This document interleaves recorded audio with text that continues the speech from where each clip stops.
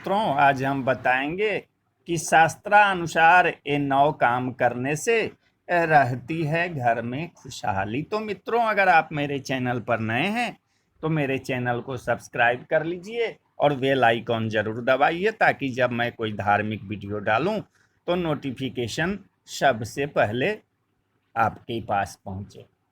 हिंदू शास्त्रों में बहुत ऐसे काम बताए गए हैं जिनका पालन यदि किसी परिवार में किया जाए तो वो परिवार पीढ़ियों तक खुशहाल बना रहता है। तो आइए आज आपको हम बताते हैं शास्त्रों में बताए गए 9 ऐसे ही काम। कुल देवता पूजन और श्राद्ध। जिस कुल के पितृ और कुल देवता उस कुल के लोगों से संतुष्ट रहते हैं, उनकी 7 पीढ़ियां खुशहाल रहती है। हिंदू धर्म में कुल देवी का अर्थ है कुल की देवी। मान्यता के अनुसार हर कुल की एक आराध्य देवी होती है, जिनकी आराधना पूरे परिवार द्वारा की जाती है। पितर जो है पितृतर्पण और श्राद्ध से कुल देवता प्रसन्न होते हैं, संतुष्ट होते हैं। पुण्यतिथि के अनुसार पितृ का श्राद्ध और तर्पण करने से पूरे परिवार को उनका आशीर्वाद प्राप्त होता है। जूठा और गंदगी से रखे घर को दूर। जिस घर में खाना जहां बनता है, खाना जब बने तो बिना उसको चखे भगवान को अर्पित किया जाए। जिस घर में भगवान को भोजन अर्पित किया जाता है, सबसे पहले उस घर में कभी अन्न और धन की कमी नहीं होती। इसलिए यदि आप चाहते हैं कि घर पर हमेशा लक्ष्मी मेहरबान रहे तो इस बात का ध्यान रखें कि किचन में जूठा न रखें और खाना भगवान को अर्पित करने के बाद ही जूठा करें। साथ ही घर में किसी तरह की गंदगी जाले आदि न रहे, इसका विशेष ध्यान रखना चाहिए। इन 5 को जरूर खाना खिलाना चाहिए। खाना बनाते समय पहली रोटी गाय के लिए निकालें, मछली को आटा खिलाएं, कुत्ते को रोटी दें, पक्षियों को दाना डालें और चींटियों को चीनी और आटा खिलाएं। जब भी मौका मिले इन 5 में से एक को जरूर भोजन करवाएं। अन्नदान दान धर्म पालन के लिए अहम माना गया है।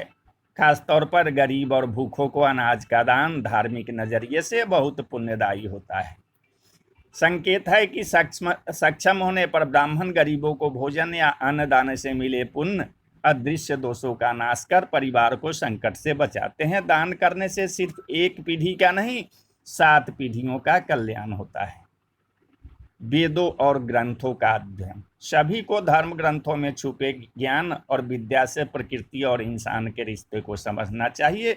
व्यवहारिक रूप से परिवार के सभी सदस्य धर्म कर्म के साथ ही उच्च व्यवहारिक शिक्षा भी प्राप्त करें। तप आत्मा और परमात्मा के मिलन के लिए तप मन, शरीर और विचारों से कठिन साधना करें। तप का अच्छे परिवार के लिए यही मतलब होता है कि परिवार के सदस्य सुख और शांति के लिए कड़ी मेहनत, परिश्रम और पुरुषार्थ करें। पवित्र विवाह विवाह संस्कार को शास्त्रों में सबसे महत्वपूर्ण संस्कार माना गया है। यह 16 संस्कारों में से पुरुषार्थ प्राप्ति का सबसे अहम संस्कार है। व्यवहारिक अर्थ में गुण विचारों और संस्कारों में बराबरी वाले सम्माननीय या प्रतिष्ठित परिवार में परंपराओं के अनुरूप विवाह संबंध 2 कुटुंब को सुख देता है। उचित विवाह होने पर स्वस्थ और संस्कारी संतान होती है, जो आगे चलकर कुल का नाम रोशन करती है।